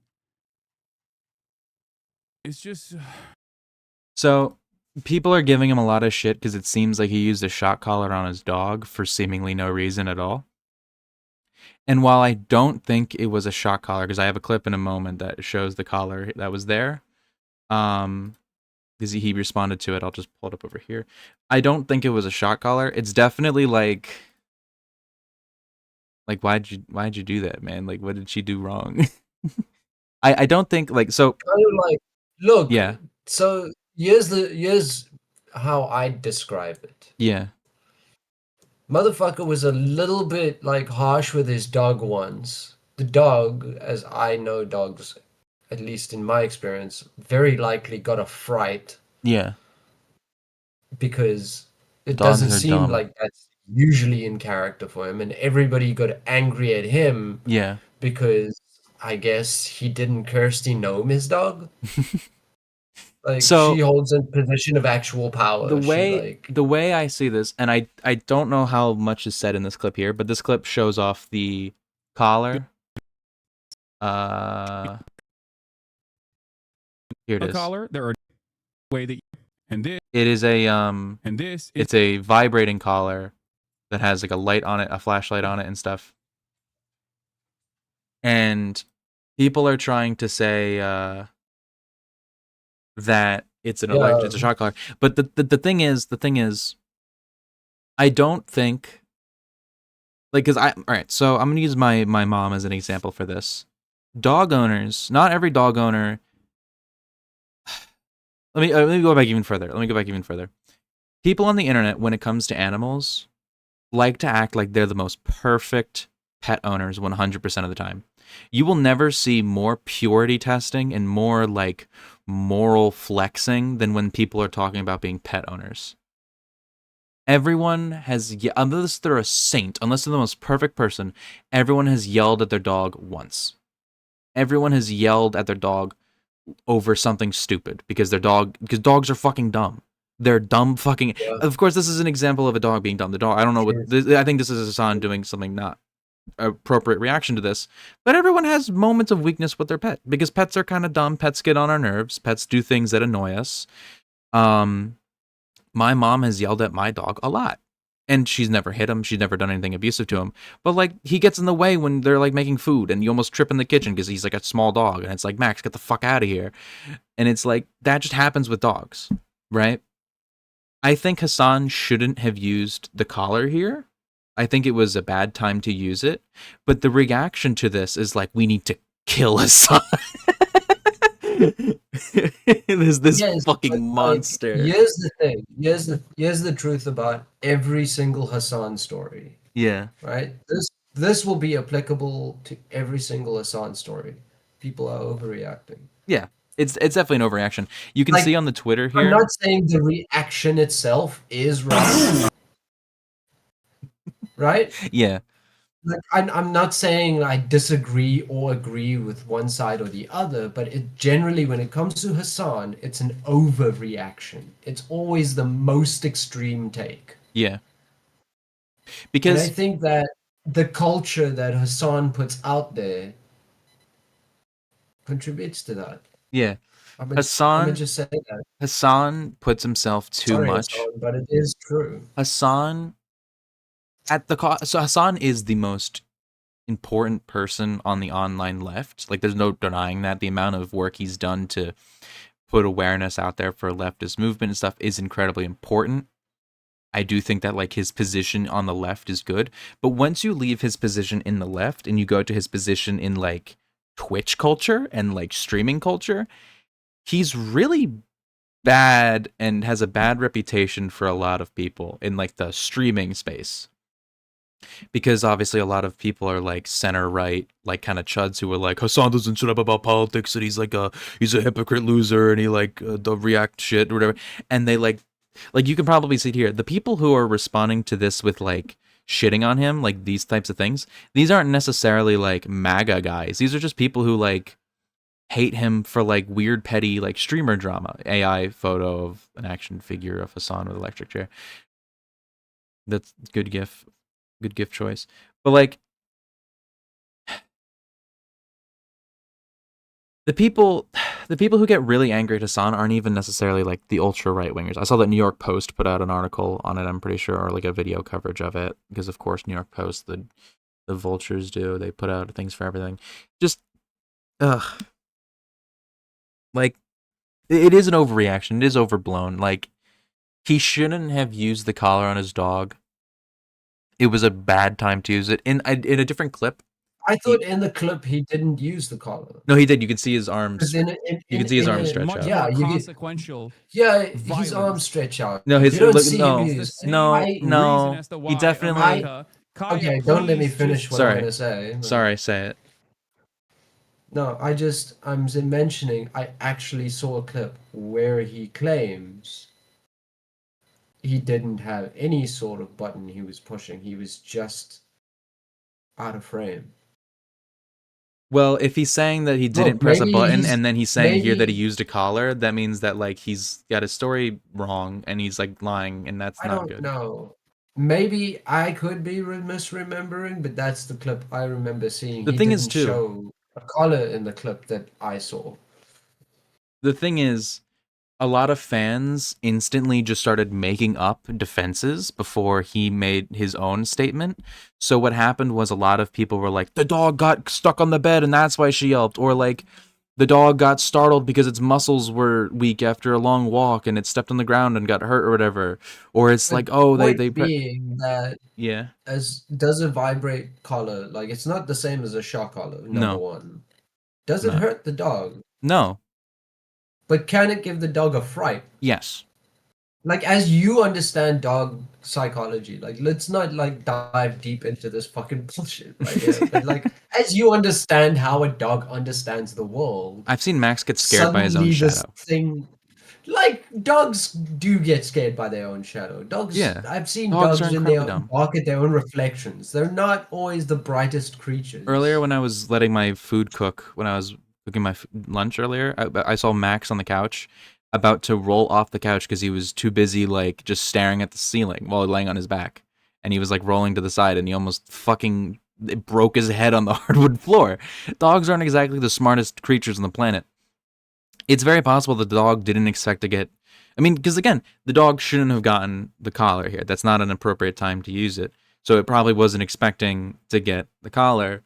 No, I don't think it was in a shock collar. perfect world, the collar is unnecessary in the first Yeah. place. The Like, reason why the reason he gave of why Kaya was stuck in the bed is that he's trying to place train Kaya. You know what place training is? no, it sounds unpleasant. No, place training is actually the definition of trying to be pleasant. Place training is supposed to be you associate a dog like with an area that it feels comfortable in and it feels happy in, so that it wants to go there on its own. Normally people do it in like their home office or something, or in their bedroom, so that the dog will come to them while they're busy. And that like they get to like during COVID, a lot of people were doing it with their home offices because it was like, well, I'm going to be here all day and I want my dog in here, so I'm going to make it comfortable for my dog so I can be with them, right? You're not supposed to do it with like negative reinforcement, right? Or positive. Is it positive punishment? You're adding a factor that is uncomfortable for them. Yeah, positive punishment. You're not supposed to do that type of thing. You're supposed to do positive reinforcement. So here's all I'm thinking, right? From my perspective, Yeah. would you do this to a friend? Shock them or give them the collar? No, not like the collar, but like what you're describing, even without the collar, Yeah. is essentially manipulating the Oh, psychology. they're a dog. You're giving But the associating I the do dog. see The place animals training. more as like The place friends training is than- literally like I put the bed in here and I gave them the toys, and then it like smells nice in here and it's air conditioned nicely. That's place training. It's Yeah, being like, making hey, them this a is nice space, this but is if they it's choose literally their somewhere it's else, is it your job to go and like psychologically manipulate them? Like, well, no, because it's not what it is. What it is literally with like, hey, come hang Pavlovian, out in like, here. training. Well, they're a dog. They're literally like a Yeah, child. They have the like, brain the size of Yes, an infant. if they want to be somewhere, they'll be there. Yeah, but like that's like a cat. Cats go wherever the fuck they want. Dogs, like, they want to be with you. If a No, dog is like, not but with the you, it's dog, because it's sad. a dog. Look, not all dogs know this, but like most dogs can understand that their size won't allow them to like lie on the keyboard of your laptop. But like cats are interesting because cats are like water. They are kind of like water. They do fit the container they're Cats placed fit in. in anywhere. Do you know it's the freakiest fucking thing I ever seen a cat do? Yeah. I saw a video of a cat coming in under somebody's door. Like a torsionist. How big was the cat? And it was fine on the other side. Like, look, it wasn't the biggest cat. It wasn't a fat cat. But just the fact that If a cat wants to learning get somewhere, it can about get there. just how flexible a cat's skeleton is and just how much they really are like water, They're insane. it's kind of scary. And then the dog would just bang its head against the door until it gets tired and goes and lays down. That's what the dog would do. Like, look, dogs can do amazing things with like door handles and things like Dogs that. are I very have seen smart. that. Not all of them, Like but they can be very you can smart. help a lot of them. That you look, there's a difference between like teaching a dog how to do a cool thing, like open a door, and A cat. psychologically manipulating them It's to not like be a psychological kid. manipulation. It's I'm like sensitive to that because look, I come from. Do you know what what like dog culture is in South Africa for the main part that I've seen? I figured that like because of Afrikaan stuff, I figured it's a lot of like hunting dog, German Shepherd shit. No, but not for hunting. Hunting isn't really a big activity in South Africa as you think. I Like guess maybe not because it's all like suburban animals that suburban you get arrested for dads poaching for. go hunting in America, but Yeah, in South Africa, like rich people go hunting, obviously, yeah. but your middle class Afrikaans people, they get dogs for security. So it's Yeah, German. Rottweilers, Yeah, it's yeah. Boerboels, it's German Shepherds, it's Dobermans, it's big, you know, bite your head off in one go kind of dogs. And those dogs are usually trained to the point of like, if you leave your back door open, it will not cross that barrier. Even if you put like something down for it, like it won't. Mhm. Like they're very much treated like tools. I remember seeing the dog being like like it just looks like Yeah. torture to me. I'm just In sensitive to that. Like, look, in to me, it's America, different if you're teaching a dog a cool trick. in America, dogs are typically just like I feel like the general consensus of like what a dog is in America is a spoiled baby who gets everything they want because they're the precious little dog. Like everyone They loves to have spoil their those. dog. That's how it is in Like America. That's kind of how it is. there's the meme in South Africa, or not meme, but there's like the trend in South Africa of like old Afrikaans white ladies With the little tiny having dogs. an army of Maltese poodles. Do you know what a Maltese Yes, poodle that's is? the same here. Yeah, well, I guess over here it's not really the Maltese poodles. I'll pull up a Maltese poodle right now. You gotta pull up the images of I mean, Maltese poodle it's in dogs like Africa. this. It's always dogs like this with white women. This is They what Max looks bark like. at literally everything. This is what Max looks like, except he's a mix Oh my between god. like this a Bichon Free and a Chow Chow mix. Do you know what though? The worst thing about Maltese poodles? Yeah. Like, I don't know if it'll work in search, but put They're Maltese poodle amazing. old. Old? Yeah, they get the crusty eyes. They get magnificently old. They get and they get magnificently uglier grizzled. as they get old. And they yap the entire time. And they They're are monstrous so little cute. cockroaches of He's so dogs. cute. They never die.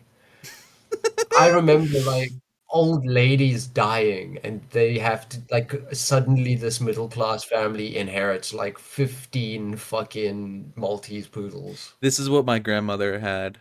She had two of these. Their names were Tootsie and More Lady. yappers. They were named Tootsie and These are Lady, the and worst they dogs. lived so fucking long. These dogs never die. these fuckers outlived her. At least one of them did. And she had the dog had a giant tumor on its leg, and it was like a benign tumor, but they couldn't operate on it because they didn't have the money. I And it was believe that, disgusting. like even if you haven't fed them, they seem to just live on. Like they feed on your fucking pain. We had a dog. These I animals- forget what breed he was, but his name was people- George. He was gray. He looked like this. He lived for 20 years. Motherfucker didn't die. God. Do you know? I got a question. You're the dog, right? Let's Yeah, I'm a talk dog. about dogs. For I'm a dog. I'm going down this rabbit hole. Yeah. What is of all the dog personalities, which dog is just the friendliest without being like obnoxiously friendly? Like the actual like sincerely, earnestly friendliest like dog to just be around. The most friendly dog breed is the golden retriever, but that one's a big dumb oaf, which is really annoying, and they die super young, so they're really tragic to Obnoxiously have. friendly. It's obnoxiously friendly. I'm talking about the one that like is It's like, the chilled friend, the comfortable. well, Like there's no dogs for that. they are. I'd say I have an opinion on it. like the I'd fucking say Saint Bernard. a Saint Bernard. Hmm. I was thinking of a Saint Bernard, but they're like really big dogs, so they do like crush you. But they're pretty Yeah, they're but pretty they cool. don't jump on you. They don't They're jump not on you, jumpy no. dogs either. They are dogs that are generally like once they get to full size and a little like older, they are very passive. Like they chug on. It's kind of like I don't know. I Chow imagine chows are like these are that very. too. I don't know what these are actually like What's the personality-wise. the dog Hasan has? I think is like a Bernese Mountain Dog. No. No, No, Burmese but Mountain Dog is Bernese the- are like or Saint Bernards kind of thing. These are another one that's like the chill, I guess. Um. Oh, fucking. What dog is it? I don't remember. What's the dog I was thinking of though? I forgot the name of it. The wiener dog. What the fuck is the wiener dog's name? uh, What's the wiener dog's name? fucking Dachshund. Yeah, Dachshund. Um, they're kind of like small dogs that are chill. They don't really bother you No, that these are much. awful. These are No, they're actually like yeah. wonderful. They're so No, my nice. mom I had love one of them. these. I love Number them. one, it chewed everything, it pissed on everything, it wouldn't stop barking at everything. I've literally never had It's a bad angry. experience with the This is Dachshund. no. Look at the little These are baby. terriers. You know that, right? Yeah, Do you know what like they hunt a like lot of rabbits dog and shit. breeds? They go Yeah, the rabbit holes. they're hunting dogs. So They're like so cute though.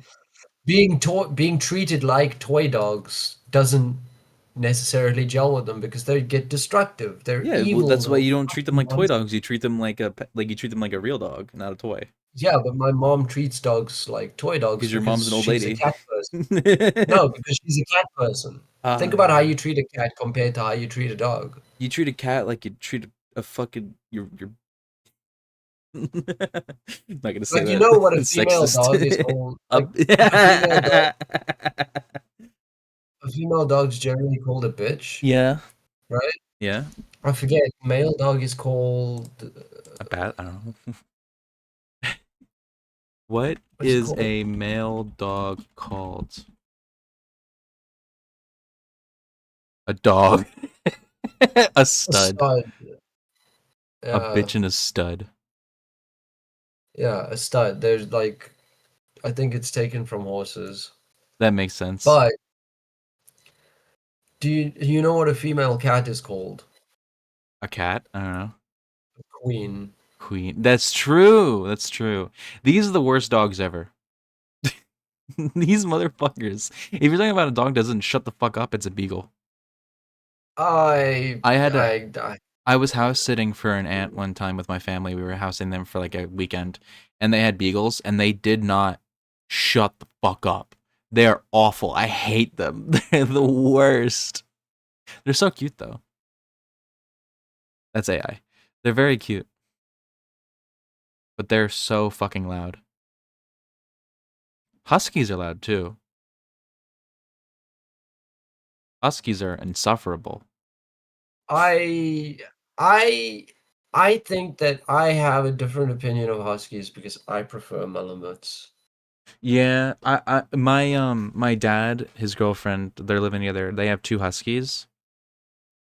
I've never come into contact with a Malamute, but one of I the had one as dogs. a kid. Aw, that's cute. Malamutes are cute. Hold on, let me pull up a photo of a Malamute. Um, Yes, they're basically like two huskies put together. yeah, They're like they're if so. huskies are the sports model, the Malamutes are the They're like if a husky was the softer. alter. Like yeah, they're much softer, but it's because they're much bigger and have much more fur. Actually, looking at this, I think my grandfather's dog is a Malamute because I've always thought he was a husky, but looking Like at these closer, he looks more like this. He looks more like this. like if your grandfather's dog was twice the size of most huskies, it's probably a Malamute.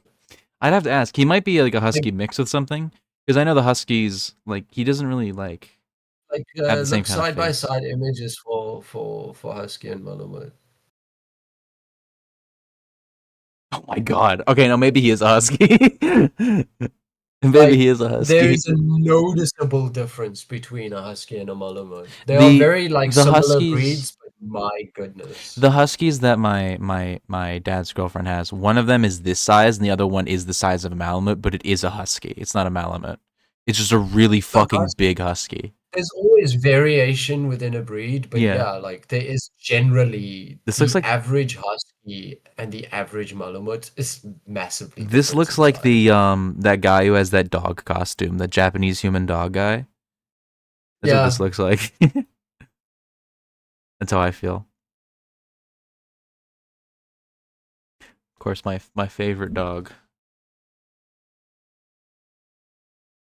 My favorite dog. Wonderful dog. Wonderful. collies are like I had a dog that was half border collie. It was Me. half other collie as well. I don't remember The just a what's normal the collie. other They just call collies. them collie. No, there's a couple of different collie breeds. I don't like the normal collie.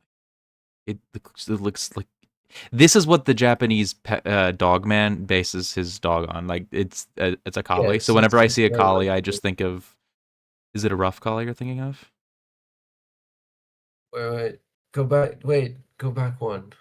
There's Sheltie, a list. Scotch I collie, think it was. bearded collie. That's a little sheepdog.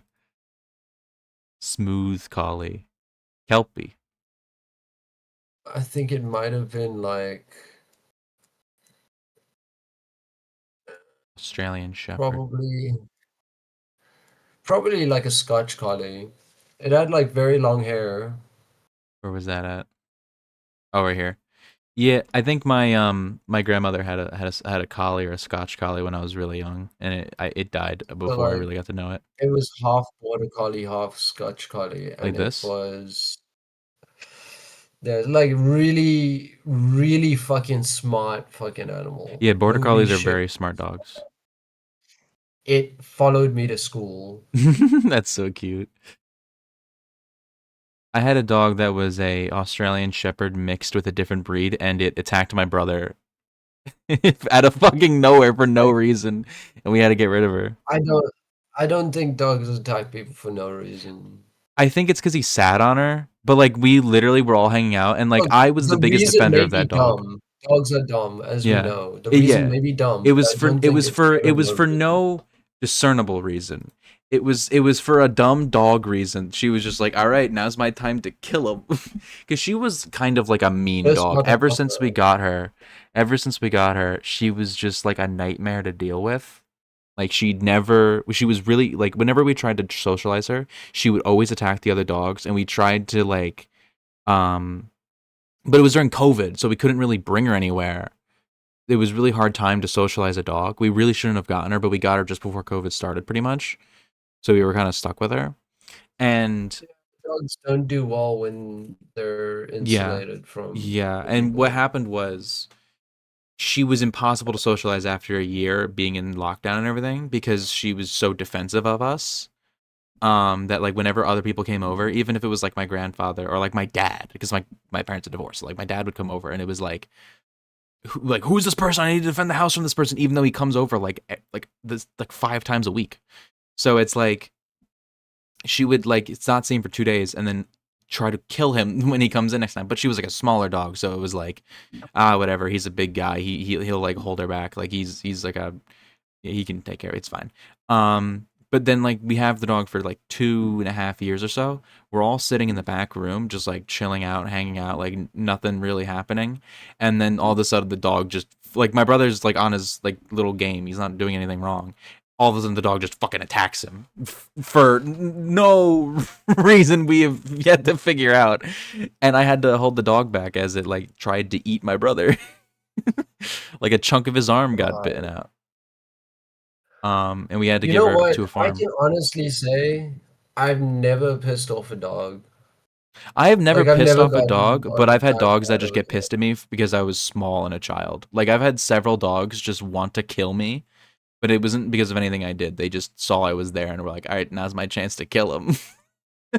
Like I have none of those stories. At worst, uh I got fucking when I was like a little kid, I got attacked by the Dalmatian, but it didn't want to bite me. It just wanted to jump on me. when It I was just was one of those when dogs. I was 2 years old, I almost got killed by a boxer. Like it snapped at me instantly, like day 2, and my parents just brought it back. They were like, "All right, it's gonna kill our kid." Or I don't even think it was 2. I think it was like 2 months old or something. I don't know. Maybe not 2 months old. I was very young, and they're like, "All right, it's gonna kill our kid. We're just getting this thing out of here." When I was like 9, my grandfather's husky snapped at my face and almost bit me in the face, and my dad threw it outside. And they're like, "You better train this fucking dog because it almost just killed our kid."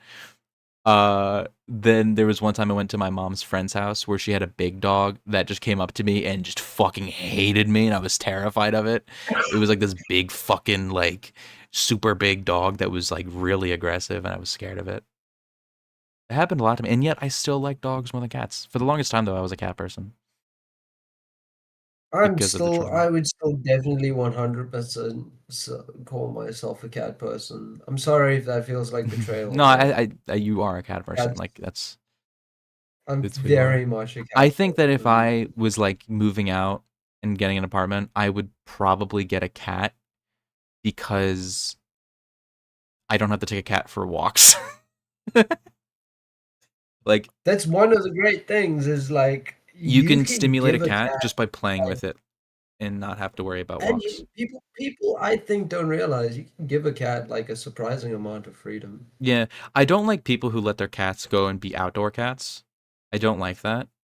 I feel like it's just too dangerous, and I'm scared because I've never my cats were always outdoor cats because my parents just didn't really want to take care of a litter box. So they're like, just go out and find your way back at night. I don't like that. I am like so scared of like a cat just disappearing, getting hit by a car, getting eaten by an animal or something, getting stolen, that it's just like, nah, just keep it at home. But yeah, you can just like let a cat go around your house and it'll just like entertain itself Do until you it like feel sits right like up your it's a couch. little bit cruel? It depends, right? Like it Yeah, depends on how the cat is raised. yeah, If a cat is raised as an outdoor cat, it shouldn't be like forced yeah, yeah, to yeah, live yeah, indoors. yeah. Like I do think cats that's are the thing. smart enough creatures that if Like you a street expose cat. them to like if you expose the cat to enough of the world, like it's gonna want to really get out there. Like, Yeah. you I'm know, just if you're somebody who wants a lazy cat, get a lazy cat. I They want like exist.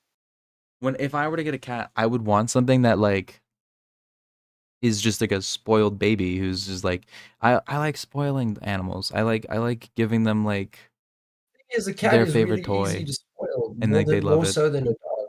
They think that's just why I like a dog though, is because like a dog, it's like there's its favorite toy, and you go get your stuffy, and then they go get the toy, and they're so happy with the toy, and it's I love dogs.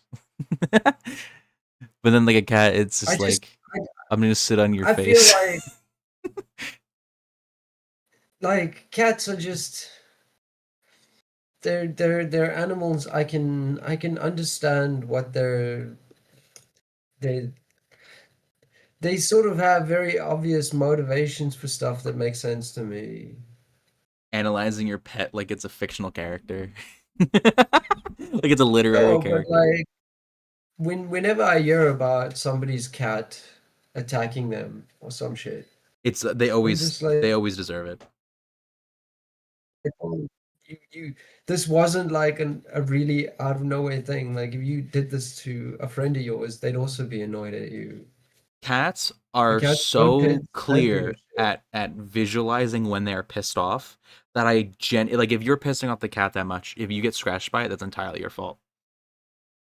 No, I shouldn't say that. I shouldn't say that. That's mean. But like Yeah, most of the times it's you could have no, not gotten scratched. I think that like, you know, if you've earned the ire of a cat, you've earned the ire of a cat. Cats don't just like dislike people, A dog can just smell you you weird and be know. like, all right, that thing, it needs to die. It needs to get out of here. I need to kill it. Just because it's like, you smell like shit or whatever to the dog. Or maybe the dog's It's too just like easy to make a a dog mean dog. racist as well. There's a lot of things you could do to get on a dog's shit list. They're very loyal. Like They could be like, hey, you're not supposed to be on this property, motherfucker. Get the fuck out of here. like I just feel like it's too easy to make a dog racist. Well, it's because they're used by cops.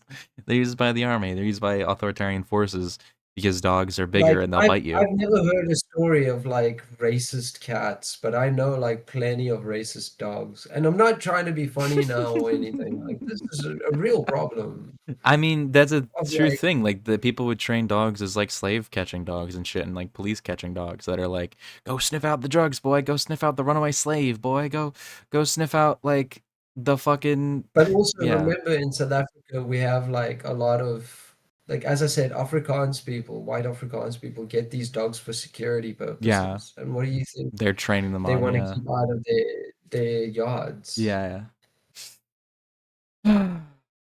Dogs. It's unfortunate. It is They're too unfortunate. easy to make racist. Yeah, but that's You just can't because they're make a like cat they racist. love their owners and they're like, I'll do anything for my owner. That's what dogs are Cats like. hate all of humanity equally, regardless of race or creed.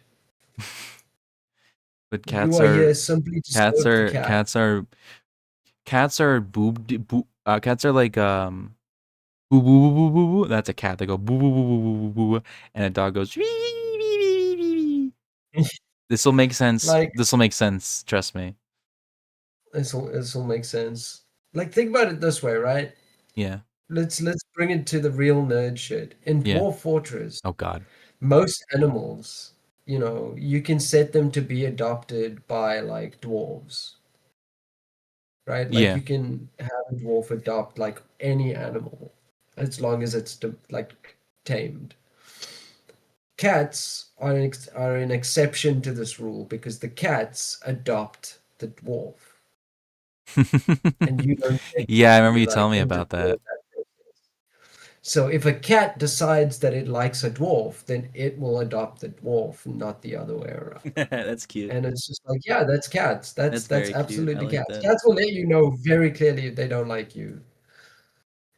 I think that's good for cats. Whereas a dog is like, oh wow, you're picking me up. I love you now. I'll die for you. You give me food, Okay, I'll literally kill Stackhorn, anything you're for you. my favorite fucking person ever. I love you. I love you. And I'm going to follow you around forever until you get angry at me, and I'm still gonna sit on your fucking lap while you sleep at night. But I'm like a small dog, not a big dog. The big dog, you like sit at the foot of the bed because like Oh I'm my conscious about goodness. space that much. But small dogs, and then in the middle of the night, it'll fucking have a nightmare where it kicks its feet in the air, and then it's very funny, and then you take a video of it because it looks stupid. Have you ever seen that happen? Like a dog just What like in the do middle you of the night sleeping, just starts kicking everywhere. It's having a nightmare, or it may be a dream. it's very weird. It's funny. But I'm wondering, Yeah, you know, we spoke about indoor cats and outdoor cats yeah. and all of that. But what do you think of like dogs that are kept like solely outdoors? I think that is for people who don't care about their dog.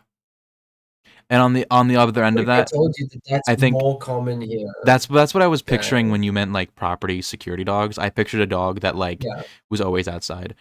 I'll give you this much. I hate more than that. I hate people who don't have their dogs on a leash. And it's not like for no leash.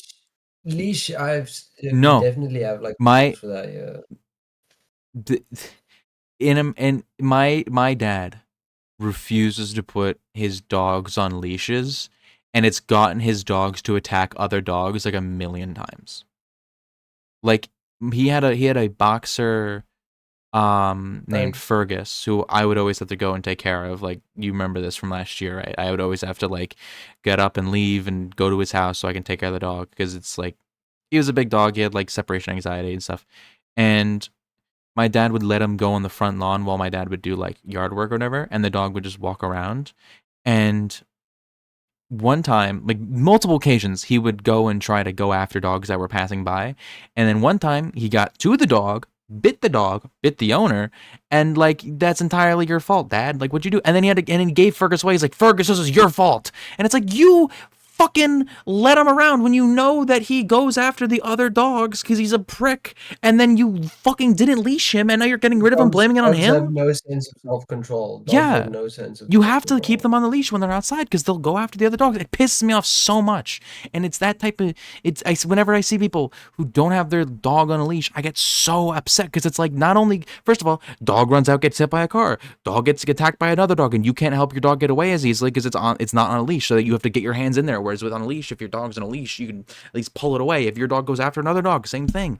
Your dog goes after a person, and then it bites the person, then your dog gets fucking put down, because it's like you go to jail and shit because you're fucking negligible. Not go to jail, but like, you get fined and shit for negligible owner and stuff, and your dog has to get put down because it's violent. Your dog on a fucking leash. It pisses me off so much. People who keep their dogs outside all day, easy to poke at as being abusive owners, because it's like obviously and so clear that you shouldn't leave your fucking dog out all day, right? Like what you're saying So is I've happening pulled up common. a picture Yeah, here, I'll pull up your right? screen share. So What the fuck? Wrong thing. This is it. this is it. Yeah. There you go. So this is generally like one of the most common doghouse type things you'll see in South Africa. Yeah. And this is generally what for a lot of dogs I've seen in This is where they live? Afrikaans households is this is like it. I think that in America, this used to be a lot more common in like the 80s. Like if you go and look at old like sitcoms and stuff, the dog had its doghouse outside. But you never see this nowadays. Whenever you see a doghouse like this, But it's like not these where they dogs were live. not allowed inside Yeah. of the house. I think Like that used I'm to be not more saying common over this here. is the same for Yeah, like yeah, this yeah, yeah. specific dog I just pulled up for the doghouse Yeah. itself. But like yeah, I've seen, and I actually had an experience. I went to somebody's house. Their dog was like 17 years old, German Shepherd with Aw. hip problems and Aw. all of that. And it was an outside dog like this. I just think that it's cruel and mean, and it's sad. Uh, I hate this, and I feel like this is far too common. This used to be a lot more common. Like you don't see this, at least not where I am from. Maybe I out in the feel like Midwest it's more rural common. America would still have more Well, of rural this. rural America probably, but also rural America is where the dogs Rural still have America is a lot jobs. of America. No, don't fall for that. It's a lot of America spatially. Population-wise, no. Um, Spatially is m- what I'm talking about. spatially, yeah. But yeah, I think for a lot of Midwesterners too, though, like a lot of rural Americans and stuff, those are where the dogs still have jobs on farms and stuff. So like the people are also outside a lot of the time, but that's you know, um, yeah, you don't really see this anymore in like definitely in suburban neighborhoods, and you definitely don't see dogs for security of like average people's homes. But then again, South Africa is unique with its security stuff. Um, Yeah, South Africa is very much like a personal and private security sort of it's your biggest place. industry is private security But and we power we spoke generators. about the South African politics before. Yeah, we have. Like we're currently in the middle of big investigations where politicians are falling out of Parisian hotels. Yes, they are. That sounded Like really just bad like to say. tripping and falling out of Parisian hotels casually. You know, as South African politicians are known to do. Hmm. Like I will just circle back around to one point Yeah, of like this was never intended initially as a politics podcast. This was intended as yeah. like the special interest sort of podcast. Yeah. It was always meant to be like a nerdy. We had a whole episode on fucking roller coasters. Yeah. Like, it was meant to be like a nerdy, how was our week? What do we like? What do we enjoy? What do we want to talk about? What's been on our mind type of thing. Politics occasionally came up in relation to the election. And I think given that we're like 9 months into the presidency and things are kind of metastasizing and it's kind of a lot of things are basically just the same thing again and again and again and again, that I think we can kind of move back into the nerdy side of it, you know? Like super big news and stuff we'll talk about and stuff, but like I like talking about dogs. I like talking about fucking Elder Scrolls and Bethesda, you know? It's Yeah, nice. like game lore, Yeah. like actually getting like development stuff. Like once I recover, I want to get back into that. Yeah. And that'll hopefully be next week. I mean, I want to bring on more people too, like people who are other than Ansari. I love Ansari on. She derails every episode we're in, but it would be nice to get more people as guests and I stuff. will say this. Ansari's our third I co-host. challenge you to find me a more sincere person than Ansari. Oh, Ansari means everything she says. Every word of it. No, Even I if I shouldn't. hate I shouldn't say any threat of violence Ansari makes is a joke. Every threat of any threat in general Ansari makes is a joke. Look, jokes can be made in Jokes are. sincerity. I'm trying not to get her I arrested. know, but like I do want our audience to be media literate and This is true. understand. Yes, Like jokes can be made jokes in are sincere. sincerity. Yeah, You can say I want to blow them all away as a joke and still sincerely like mean it, but not actually want it to come to life, yeah, if that were a good way to put it. yeah. Like it'd be A venting it of we all frustration. it's a venting of frustration. It's lightening the mood with humor. It Yeah. may be dark humor, it may be like all of that, but I think a lot of the problem with it is that it comes down to a lack of media literacy, and I think we all need to just take a moment and think about the fucking media we subscribe to. Speaking of subscribe, make sure you subscribe to the podcast and subscribe to our Patreon where you can get episodes early and get your name in the credits on the end of every episode. Make sure you also like this episode and share it because it gives a lot of love and support. And we love and support. And we support love and support. Your input, Jade? Anything you want to? Absolutely. Give us love and support. Yeah. That's one thing we would appreciate most of all. And you know what? Leave us comments, even if it's just as much as that. Like I am still on checking comments. Yeah. I am very eager to hear what you crazy fucking people have to say because you've made it this far. You've made it this far. The very end. Why not say Congratulations. something? Yeah. This is something. This is like I am interested. I'm putting my voice out there. Yeah, Like, meet the fucking moment, man. Put your voice out there, Meet man. the fucking moment. Meet the fucking Do moment. something. Say something. Clicking the subscribe button doesn't cost a goddamn thing. It costs like 0.05 calories or some shit. Like It whatever. doesn't. I don't think it even costs that much of a calorie. Well, we're gonna be Gotten this sending. far, the subscribe thing's right there. Yeah, unless you died at your desk, subscribe. And we'll see you all in the next episode where hopefully things are more fun, lighthearted, and not politically tumultuous. Goodbye. Goodbye.